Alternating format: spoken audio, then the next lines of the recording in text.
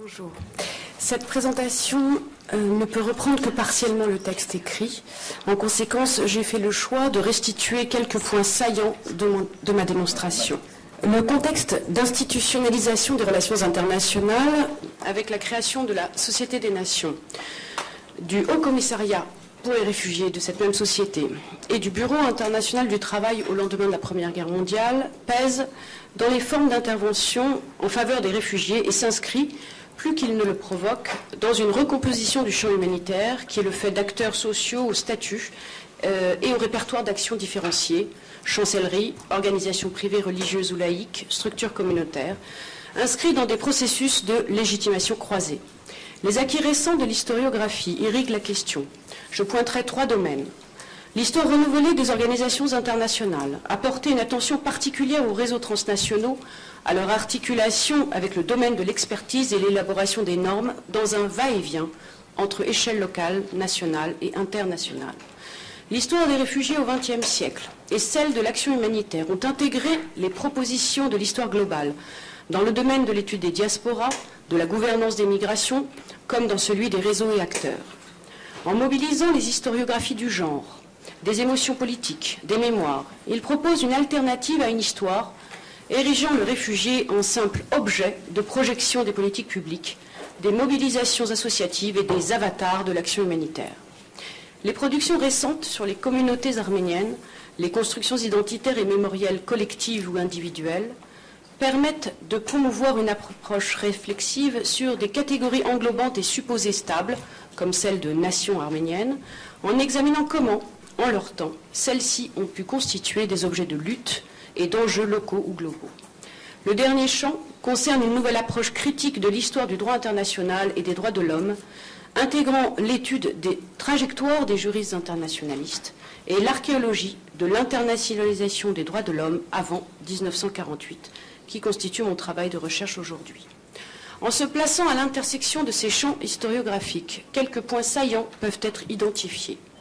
Sans revenir ici sur les péripéties de la question arménienne entre le traité de Sèvres et celui de Lausanne, le nouvel ordre établi au Moyen-Orient et au Caucase, et plus encore la victoire du kémalisme en Turquie, transforme les rescapés du processus d'extermination en réfugiés, pour partie apatrides, dont la situation s'inscrit dans un temps suspendu, au sens où l'irréversibilité de l'exil n'en est pas la matrice, et est même combattue par un discours de survie collective et nationale. Ce temps est tout autant celui de la reconstitution de collectivités locales à partir de l'appartenance des rescapés à ces petites patries que sont les régions, villes et villages d'origine, avec leurs patois locaux et les mécanismes d'interconnaissance familiale et de solidarité sociale. Au temps humain des exils et nouveaux établissements se surimprime la projection rétrospective d'une longue durée de la nation avec une prise en charge clivée de l'avenir de la question arménienne en diaspora et au sein de la jeune République socialiste soviétique d'Arménie. Alors même que la nouvelle Turquie kémaliste fait de la négation du génocide des Arméniens et de la spoliation massive des biens et avoirs des populations arméniennes ottomanes l'un des socles de son idéologie nationale, de son relèvement économique et de la constitution d'une nouvelle bourgeoisie. La mise en place d'une distorsion durable entre un récit privé, interne, arménophone ou turcophone du réfugié arménien comme sujet et un récit public, externe, fait d'appropriation et de projection d'agents sociaux appréhendant le réfugié comme objet est concomitante. À l'interface entre récits internes et externes, les représentants communautaires et politiques arméniens à la Société des Nations ne constituent pas des figures de passeurs ou de traducteurs neutres, mais davantage des agents animés par 2 logiques de légitimation simultanées. Les logiques internes d'abord tiennent à leur appartenance à une élite socioculturelle des métropoles impériales au sein de communautés arméniennes composées pour beaucoup de paysans, d'artisans, politiquement comme confessionnellement clivés. Les logiques externes de légitimation qui se déploient dans les instances coopératives internationales reposent sur leur degré d'intégration culturelle et professionnelle dans les réseaux transnationaux constitués avant 1914, c'est-à-dire une communauté d'habitus. Ainsi, l'appréhension externe de la question des réfugiés arméniens dans les années 20 s'effectue bien plus souvent à l'aune d'une causalité englobante, la guerre mondiale, comme réalité partagée d'une violence de masse, que comme la conséquence de l'exceptionnalité de la destruction d'un peuple. Non pas tant que la réalité du phénomène génocidaire n'ait pas été identifiée comme telle, ou que les outils juridiques émergents du droit pénal international n'aient pas permis une telle appréhension, mais un faisceau concordant de causalité explique cet état de fait. Enjeux géopolitiques régionaux pour les acteurs diplomatiques, réticence à qualifier les réfugiés de politiques, qualificatif stigmatisant de fait l'état d'origine, grille de lecture de l'humanitarianisme anglo-saxon et des héritages de l'action missionnaire, logique stato-nationale du traitement des questions migratoires et d'identification nationale, prolongement des logiques de dominations occidentales et d'instrumentalisation des nationalités chrétiennes orientales, etc. Plus largement, il est possible d'observer que la distinction technique politique permet pour les représentants étatiques de couper court à une montée en généralité qui, départicularisant la situation des réfugiés arméniens, la mettrait en relation avec des enjeux de rang supérieur, ici, justice internationale et droits de l'homme, droits de la femme et de l'enfant, droits des étrangers ou droits des coloniaux. Cette logique d'appropriation et de projection doivent être rapportées au cadre structurel dans lesquels s'inscrivent les actions internationales. Les années 1919-1923, des débuts de la conférence de la paix à la conclusion du traité de Lausanne, voient apparaître les réfugiés de la paix, créés par les nouveaux découpages territoriaux, la création des États successeurs, selon une application à géométrie variable de la doctrine wilsonienne. La situation juridique marginale que représentaient jusque-là les Heimatlosen, ou les sans-patrie, se généralise par les pratiques de déchéance globale, forcée et automatique de la nationalité pour des motifs idéologiques. Le principe d'un échange forcé des populations grecques et turques, contenu dans la Convention de Lausanne de janvier 1923, créant de fait de nouveaux réfugiés, générés tout autant par les logiques de guerre que par une logique de résolution de la question minoritaire, par l'homogénéisation ethnique et religieuse. Les processus sociopolitiques qui se jouent depuis le XIXe siècle modifient la triangulaire État-territoire-population, selon une recomposition faisant de la logique d'appartenance ou de rejet un clivage dominant. Dans le même temps, l'émigration, droit individuel, devient collective et contrôlée par l'État. Ainsi, les réfugiés apatrides apparaissent comme les figures emblématiques du désarroi de l'homme moderne face à la toute-puissance étatique, à la violence qui saisit les destins individuels, alimentant le sentiment de dessaisissement des destinées propres, comme une monstrueuse invasion de l'homme par l'histoire, selon la formule de Philippe Ariès. Ils sont sujets, réduits à un trait d'interchangeabilité, expression d'une maladie de la pensée du lieu. Les regards croisés d'Ernest Hemingway et de l'écrivain arménien Hago Parassian sur l'exode des Arméniens de Thrace orientale en novembre 1922 rétablissent une phase souvent oblitérée de l'après-guerre, entre la temporalité du génocide et celle de la politique d'exclusion kémaliste, soit celle du retour de certains rescapés et leur réinstallation en 1918-1919. Arassian introduit la parole du sujet collectif arménien. Je cite: « Les malheureux habitants ont trouvé une expression éloquente pour qualifier leur terre natale. Ils l'ont appelée l'autel des peuples. Et il est bien vrai que l'histoire de cette ville depuis 10 ans autorise ce triste mot d'esprit. La population arménienne, comme les autres chrétiens, avait pourtant commis la naïve erreur de considérer cet autel comme sa propre maison. Aujourd'hui commence le mouvement inverse, l'agitation d'une fuite précipitée en tous sens, et vers tout lieu où il n'y aura plus cette peur oppressive. Hélas, disait une femme aujourd'hui, pourquoi ces messieurs les diplomates n'apprennent-ils pas au peuple arménien tout entier à habiter dans des maisons-wagons, afin que, sur un signal de leur part, on les pousse en avant pour chercher un nouveau pays. L'action de la Société des Nations, comme celle du Bureau international du travail, qui entend, lui, réaliser à travers les apatrides son projet de gouvernance mondiale des migrations, je renvoie aux travaux de Paul-André Rosenthal, ne va donc constituer qu'une administration de l'exil forcé au bénéfice d'une politique de la main-d'œuvre. Le réfugié apatride apparaît ainsi défini par son infirmité légale, l'absence de nationalité. Les solutions proposées à la question des réfugiés arméniens sont déterminées par ces considérations.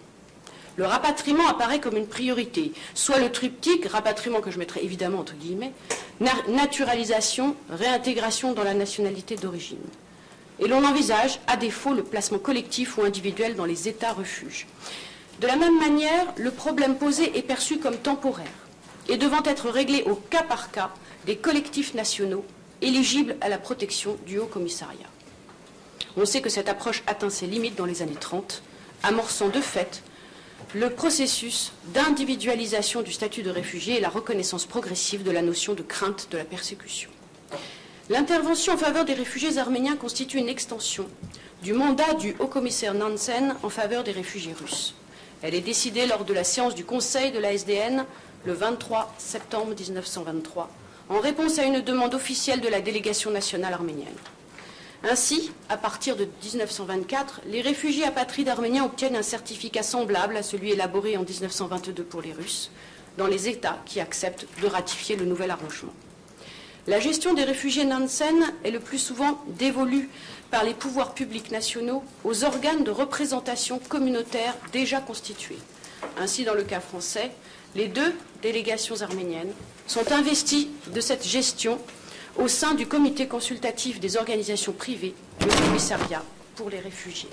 Leur statut d'interlocuteur reconnu au sein de la SDN a constitué l'un des éléments de leur pérennisation au lendemain du traité de Lausanne, alors même que leur légitimité était remise en question en raison de leur terrible échec politique et diplomatique.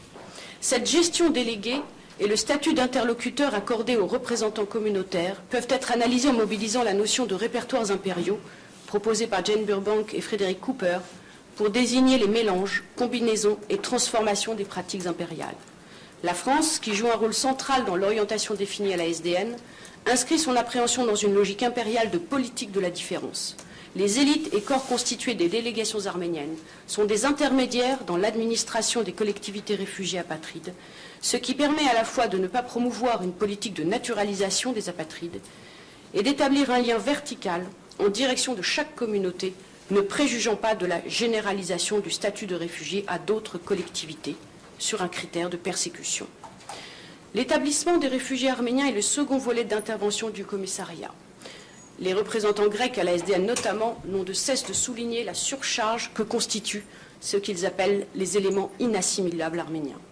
Le projet de transfert massif des réfugiés arméniens en République soviétique d'Arménie aboutit au terme de 5 longues années de négociations laborieuses à un échec.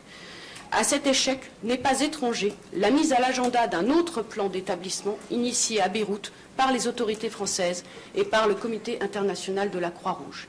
Il vise à déplacer les réfugiés des camps dans des colonies agricoles et des nouveaux quartiers urbains. Ce plan va se réaliser jusqu'à la Seconde Guerre mondiale.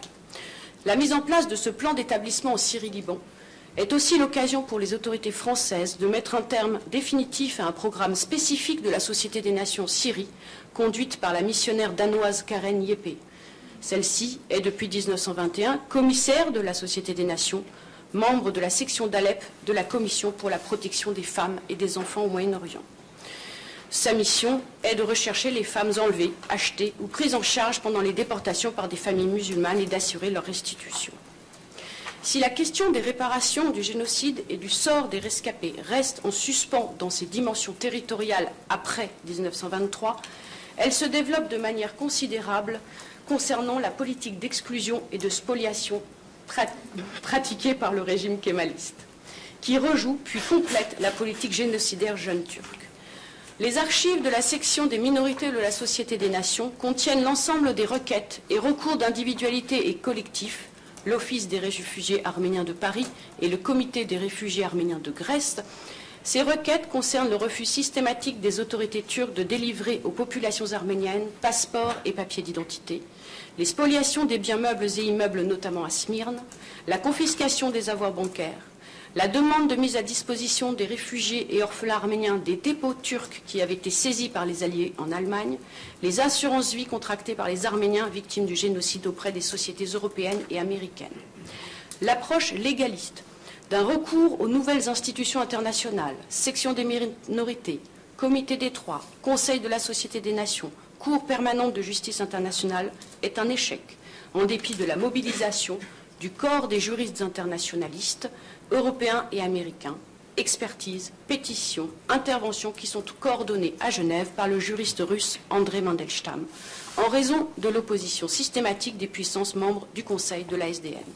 Quant à la section des minorités, qui est ici la hauteur de la description d'Albert Cohen, ces expertises juridiques oscillent entre banalisation et euphémisation de la législation kémaliste anti-arménienne sous le couvert d'un formalisme juridique. Pour conclure, au-delà du cas arménien, ces échecs illustrent, au même titre que d'autres recours infructueux auprès du Conseil de la Société des Nations, notamment face aux persécutions anti-juives du régime nazi, l'inefficience de la structure genevoise en termes de protection des droits individuels et collectifs des populations victimes de discrimination légale, de politique d'exclusion et de déchéance forcée de la nationalité. Dans une période où la politique impériale, considérée comme relevant de la sphère interne, soustrait à l'action internationale les conditions du travail forcé, le traitement discriminatoire des populations indigènes, aucune politique coopérative ne peut non plus être effective dans le domaine des victimes des politiques d'exclusion et de dénationalisation forcée. De fait, comme le constate Hannah Arendt quelques années plus tard, la figure du réfugié qui aurait dû être, par excellence, l'incarnation des droits de l'homme, marque la crise radicale du concept de l'État-nation. Le double État de rescapé de la politique d'extermination du régime jeune turc et de réfugiés apatrides de la politique d'exclusion et de spoliation du régime kémaliste s'inscrit dans deux temporalités successives. Si l'échec des recours des représentants arméniens est la conséquence de la politique kémaliste, il atteste également les limites de l'action des acteurs non étatiques et de la tribune que constitue la SDN. Les résultats limités de la pétition de Franz Bernheim, victime de la politique de persécution nazie en Haute-Silésie, rédigée par le comité des délégations juives de Paris en 1933, montrent donc la continuité d'un processus déjà engagé dans la décennie précédente. Dans une période où la question des droits de l'individu et des limitations de la souveraineté étatique est l'un des éléments de la production juridique, je pense à Politis, à Georges Sell ou à Alexandro Alvarez, les avis consultatifs de la section juridique de la SDN apparaissent comme totalement décalés des débats sur les conséquences politiques et juridiques du phénomène génocidaire. Alors même que l'extermination en masse d'abord, puis la politique d'exclusion kémaliste s'inscrivent dans une histoire des violences de masse du XXe siècle, la pensée impériale libérale, qui a inscrit le sort des populations arméniennes dans des catégories impérialistes, civilisationnistes et hiérarchisées, chrétiens, musulmans, civilisation européenne, barbarie orientale, intervention d'humanité, domination impériale, ne peut envisager que partiellement les droits internationaux de l'homme.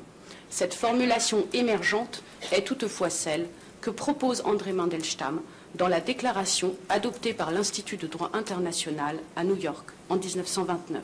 Je vous remercie de votre attention.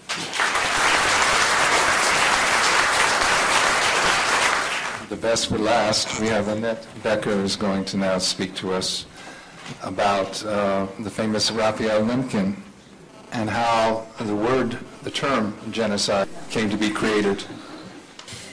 Merci.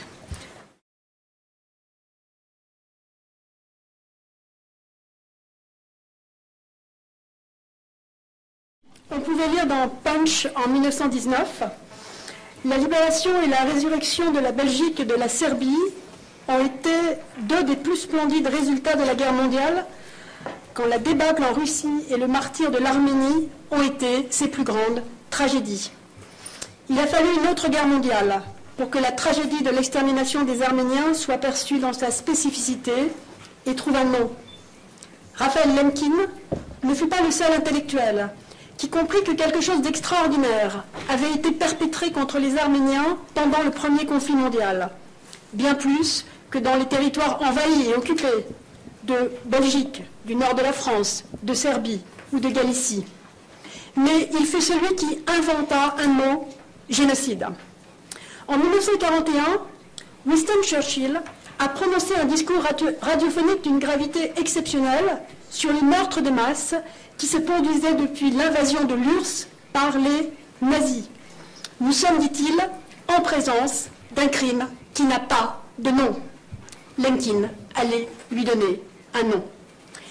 Juif polonais arrivé aux États-Unis après une odyssée particulièrement incroyable, ce polyglotte était particulièrement bien préparé à répondre. Il crée, dans l'année 43, un barbarisme linguistique au double radical, grec, génos, et latin, occidere. Le barbarisme est particulièrement bien adapté à ce concept que Lemkin appelle quelquefois barbarisme de masse. Il rejette meurtre de toute une nation, ou Völkermord, qu'on avait utilisé depuis le début du siècle pour décrire l'extermination des Héréros et des Namas, puis des Arméniens. On comprend bien que l'univers des langues mortes, des Grecs et des Romains, ait été préféré à l'allemand au moment où ces locuteurs nazis exterminaient les Juifs et leur langue en Europe orientale, le yiddish. Lemkin a voué toute sa vie, jusqu'à sa mort en 1959, à dénoncer le mal absolu du génocide. L'homme n'était pas sans bizarrerie. Il a instrumentalisé sa propre biographie et antidaté son invention. Mais avant tout, il affirmait qu'un génocide est différent de tous les autres massacres, puisque la mort n'est pas un moyen d'obtenir quelque chose, d'un ennemi, mais une fin en soi, le désir d'éradiquer une partie de l'humanité. Alors aujourd'hui, je le suivrai très rapidement. La communication est publiée dans le livre, dans sa maturation intellectuelle du terme de génocide depuis la fin de la Première Guerre mondiale. On va voir que le sort des Arméniens a beaucoup compté pour lui dans les années 20, mais que, paradoxalement ou pas, il les a largement oubliés dans les années de la Seconde Guerre mondiale, quand l'extermination des Juifs, logiquement, prenait toute la place dans son combat. À partir de 1945, au contraire, quand il milite avec ardeur pour que son nouveau concept, génocide, trouve toute sa place dans le vocabulaire et les institutions du droit international, il revient alors avec passion au sort des Arméniens. Excusez-moi. Lemkin a organisé sa pensée principalement autour des deux peuples exterminés pendant les deux guerres mondiales qu'il a vécues personnellement, les Arméniens et les Juifs. Il a été un pionnier dans la perception que la Grande Guerre avait été l'accélérateur d'un certain nombre de violences à très anciennes racines historiques, en particulier dans les zones d'occupation militaire, lors des déplacements de population dans certaines régions, et bien sûr, avant tout, lors de l'extermination des Arméniens.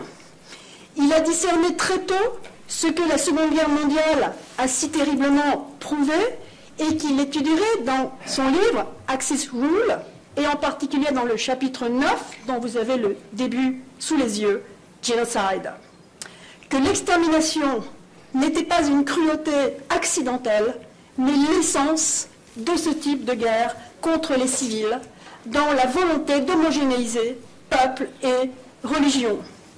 Mais le terrible avertissement de la Grande Guerre, aussi bien dans les territoires occupés que pour les Arméniens, a été à peu près oublié, sauf par les victimes elles-mêmes, bien sûr, et Lemkin et les quelques juristes dont Zovinar vient de nous parler.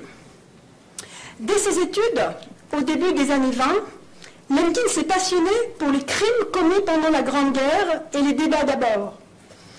Les crimes contre les Arméniens étaient évidemment venus rapidement à la connaissance des belligérants et ils ont été utilisés par l'entente parce que leur réprobation devenait un but de guerre, une façon de frapper les puissances centrales.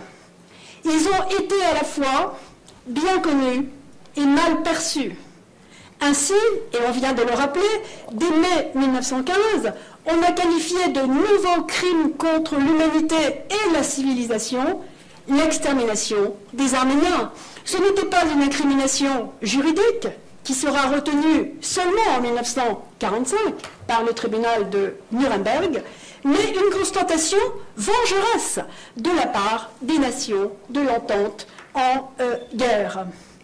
Une des armes utilisées contre les empires centraux a été le blocus navale et économique. Je suis sûre que pour les représentations aussi, il y a eu blocus. Blocus de dessin, blocus de texte. On a instrumentalisé, comme vous le voyez ici, les crimes contre les Arméniens pour attaquer leurs alliés. Je cite Paul Palvé, les massacres d'Arménie, besogne turque, méthode allemande.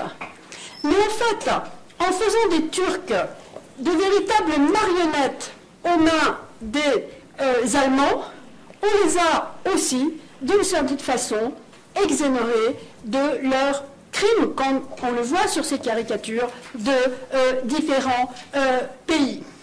Ainsi, et ce sera la dernière image que je montrerai, le monde savait, mais on n'agit pas, au mieux, on se lamenta. Si on avait perçu cette spécificité dans l'horreur, à ce moment-là, c'était pour mieux l'oublier. Raphaël Lemkin, lui, a voulu très tôt aller plus loin. Tout en se plaçant, d'ailleurs lui-même, dans la dénonciation des atrocités de l'occupation et de l'extermination, il a vite compris que les populations jugées comme suspectes, marginalisées, risquaient le plus en temps de guerre. Or, c'est dans l'Empire ottoman et dans l'Empire russe que les terreurs des années 14-18 avaient été les pires. En effet, avec les recompositions internes des empires, les déplacements de population y ont pris la forme de cette homogénéisation forcée, tragique, de ce réassemblage social ou ethnique dont nous parlons depuis hier. Pour les Arméniens, et il ne faut pas oublier les déportations dès 1915 des populations dites suspectes de Russie, à commencer par les Juifs et les sujets russes d'origine allemande.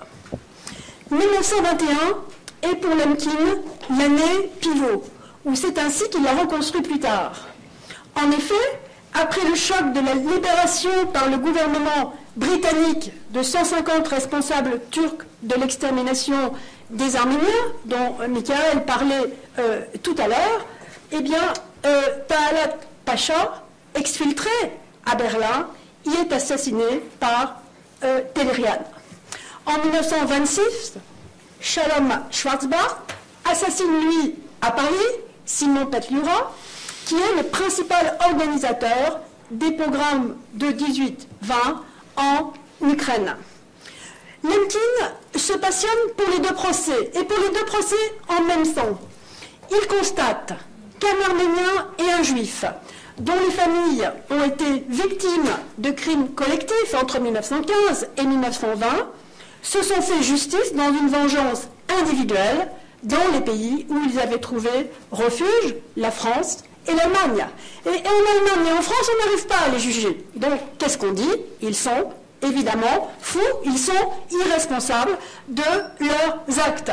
Lemkin dit le contraire. Ils sont parfaitement responsables. Mais on n'a alors pas de loi pour pouvoir les juger. Parce que la réponse de la loi, c'était la souveraineté de l'État. Le jeune juriste est extrêmement troublé. Il comprenait bien qu'on ne pouvait pas admettre à tout moment que chacun se fît justice, quelle que fait la justesse de sa cause. Mais il fallait donc une loi internationale. Et c'est à cela qu'il va s'atteler. C'est à Madrid, en 1933, Yves Ternon y a fait allusion l'autre jour, lors de la 5e conférence pour l'unification du droit pénal, que Lemkin franchit une étape de plus. Il propose de nommer actes de barbarie et actes de vandalisme les atteintes spécifiques contre les civils.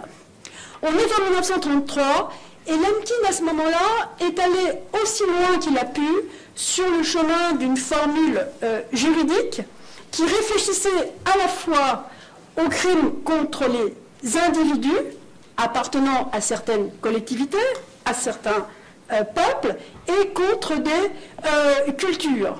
Je le cite, « Les actions de ce genre constituent un danger général, interétatique, vu le caractère contagieux de toute psychose sociale. Pareil à des épidémies, elles peuvent passer d'un état à l'autre. Il est intéressant de noter le vocabulaire médical, qui est tout à fait typique des années 30, où, pour parler comme Amit, la biologisation de la pensée contamine tout, même les pourfendeurs de la peste brune. On voit cependant combien Lemkin, à ce moment-là, dépasse déjà tout ce sur quoi les juristes avaient déjà travaillé depuis la Haye, et qui avait été bien sûr totalement bouleversé par le premier conflit mondial. Il faut dire qu'en 1933, on avait d'autres chats à fouetter et que personne, absolument personne, ne fit attention à sa proposition. Lemkin faisait partie de ces intellectuels d'Europe centrale qui pensaient, comme Mandelstam citait tout à l'heure, que l'on pouvait se battre contre la barbarie avec de nouvelles lois. Je dirais qu'il est un exemple paradigmatique de témoin oculaire, devenu ce qu'on peut appeler un témoin moral, prêt à prendre tous les risques pour dire, dénoncer, faire passer le message. Après la défaite de la Pologne où il réside, en 1939, il retourne pour une dernière visite chez ses parents pour les convaincre de le suivre en exil. En vain, et l'essentiel de sa famille devait connaître l'extermination. Il se met donc au travail. Il se met donc au travail au nom des victimes juives de l'extermination pour faire d'une part son deuil personnel, c'est comme ça qu'il en parle, mais avant tout pour l'humanité tout entière. En réfléchissant à ce qui deviendrait, en 2 ans de travail à peu près, le concept de génocide, Lemkin allait de son destin personnel à l'universel. Mais une fois arrivé aux États-Unis, il est extrêmement déçu. Il a l'impression qu'il y a une conspiration du silence, je le cite, qui empoisonne l'air. Et il dit quelque chose d'extrêmement grave et qui a été repris à propos de Karski récemment. Je le cite, c'est Lemkin que je cite. Un double meurtre était en train de se passer. L'un était performé par les nazis, l'autre par les alliés qui refusaient de faire connaître le fait qu'on était en train d'exécuter des nations et des races tout entières. Le silence du meurtre a commencé le jour où les premiers rapports des exécutions de masse ont rejoint Londres et Washington à la fin de 1942. Il écrit cela en 1944. On voit combien il est très au point, comme tous les Britanniques et comme tous les Américains, qui se contentaient d'ouvrir un journal où les nouvelles étaient publiées, pas en première page, mais tout à fait publiées. Lemkin est quand même extrêmement ahuri par l'incrédulité, voire le déni de ceux qui l'entourent. Et il devient de plus en plus prophétique. On lui confie par exemple la rédaction d'une note pour le président Roosevelt, qu'il soit très courte et synthétique. Et il dit comment je dois mettre la terreur que subissent des millions en quelques mots. On se fiche absolument de nous. Eh bien, Lemkin, en 1942, en 1943, eût été encore plus furieux s'il avait su que pendant le premier conflit mondial, un certain nombre d'Américains influents qu'il essaye de contacter entre 1942 et 1945 avaient, dès octobre 1915, dénoncé les actes d'inhumanité, qu'ils soient commis par les Allemands contre les Belges, par les Russes contre les Juifs ou par les Turcs contre les Arméniens. Le président Roosevelt, bien sûr, qui s'intéressait depuis sa plus grande jeunesse au secours au Proche-Orient, avait-il parlé des Arméniens avec son secrétaire juif au Trésor, Henry Morgenthau Jr., qui est bien sûr le fils de l'ambassadeur des États-Unis dans l'Empire ottoman. Pourtant, la position officielle de Roosevelt ne varia guère, il ne serait pas le président des Juifs, mais celui de la guerre mondiale contre les nazis, et l'immense majorité des Américains pensaient comme lui. C'est alors, à ce moment-là, que Lemkin décide de s'adresser directement au peuple américain et au-delà du monde, et commence à rédiger son livre fondateur, Axis Rule in Occupied Europe. Il étudie dans ce livre l'occupation nazie de l'Europe, pays par pays, et il ramène immédiatement ses lecteurs à la Première Guerre mondiale, à ses occupations, au travail forcé et aux différentes rumeurs de la Première Guerre. En revanche, et c'est très étonnant, dans ce livre si pionnier, vraiment extraordinaire au sens étymologique du terme, pas trace d'une référence au massacre des Arméniens. Est-ce qu'il a oublié son travail des années 20, ou bien est-ce qu'il part au plus pressé, faire passer la spécificité de l'extermination des Juifs en temps réel? On voit donc que Lemkin a mis entre parenthèses son intérêt pour les Arméniens de 1933 à 1945 dans les années exactes du Troisième Reich. Mais on les retrouve, bien sûr, dans son œuvre, au moment où il consacre toute son énergie, d'abord à faire connaître le mot génocide par le tribunal de Nuremberg, ça sera un échec, et ensuite dans la préparation de la Convention de 1948 et sa ratification, enfin au moment de l'écriture de ce qui aurait dû être son livre définitif, une encyclopédie du génocide, des génocides plutôt, à laquelle il travaillait au moment de sa mort.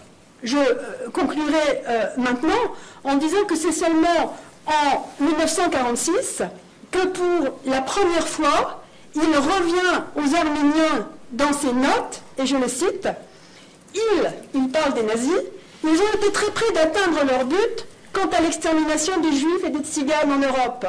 Il est clair que l'expérience allemande est la plus manifeste, la plus délibérée, et qu'elle a été poussée le plus loin. Cependant, l'histoire nous fournit d'autres exemples de destruction de groupes nationaux, ethniques et religieux, et plus près encore de nous, celui des Arméniens. Il n'était pas facile, au début de la guerre froide, d'essayer de faire voter cette convention, à la fois par les pro-américains, par les pro-soviétiques, au moment même où les discussions sur la création de l'État d'Israël se concluaient, et tout en étant soi-même un pauvre réfugié aux États-Unis et un juif polonais. C'est pour cela que retrouver l'exemple des Arméniens permettait de sortir la notion de génocide de son aspect récent de destruction des Juifs et de prouver que la loi sur les génocides était bien universelle. C'est en particulier ce qu'il fait dans son lobbying, et cette fois je conclus vraiment. Voilà ce qu'il écrit au Conseil des femmes méthodistes. Cette convention est une affaire de conscience et une façon de tester notre relation avec le malheur. Je sais qu'il fait très chaud en juillet et en août pour travailler et organiser les choses. Mais n'oublions pas que la chaleur de ce mois-ci est moins insupportable que la chaleur des fours d'Auschwitz et plus clémente que la chaleur mortelle du désert d'Alep qui brûla jusqu'à en mourir les corps de centaines de milliers de chrétiens arméniens victimes du génocide de 1915. Merci.